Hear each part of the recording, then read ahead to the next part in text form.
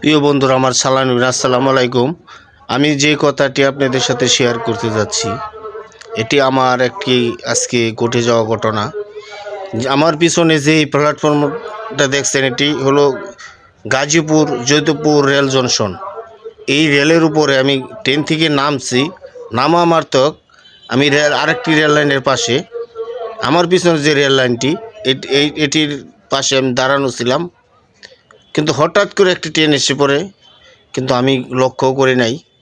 Driver একটা চিৎকার দেওয়ার কারণে আমি হয়তোবা আমার কানে সুরটা আসতে, যার কারণে আমি একটু সরে গেছি। আমার মনে হয় আল্লাহ পাক নিজ হাতে আমাকে বাঁচিয়ে দিয়েছেন। হয়তোবা আমার জীবনে মানবিক কাজ করে থাকি, সেই জন্য হয়তোবা আমার কোনো পুণ্যের কাজ করেছিলাম, ভালো কাজ করেছিলাম, সেই জন্য আল্লাহ পাক আমাকে বাঁচিয়ে দিয়েছেন।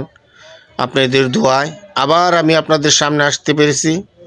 আমি 1 বছর যাবৎ ভিডিও করে থাকি, এখনও কোনো সফলতা পাইনি। কিন্তু আজকে ভিডিও করতে গিয়ে জীবনের শেষ বিদায় হয়তোবা আমার আজকের দিন ছিল। হয়তোবা পড়ে থাকতাম রেল লাইনে, নয়তো পড়ে থাকতাম শেখ তাইজউদ্দিন মেডিকেল মর্গে। তাই আপনাদের দোয়ায় আল্লাহ পাক রব্বুল আলামিন আমাকে বাঁচিয়ে দিয়েছেন। আল্লাহ পাকের কাছে শুকরিয়া আদায় করি। আলহামদুলিল্লাহ, আল্লাহ আমাকে হেফাজত করেছেন, হায়াত দিয়েছেন।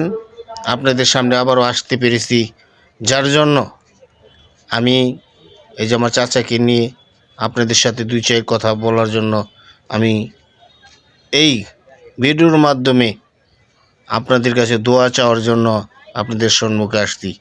আমার জন্য দোয়া করবেন, আল্লাহ পাক যেন আমাকে হেফাজতে রাখেন।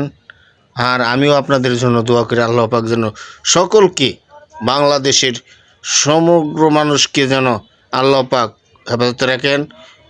অল বিশ্বের সকল মানুষকে যেন হেফাজতে রাখেন। সেই জন্য আল্লাহ পাকের রব্বুল আলামিনের কাছে দোয়া চাই।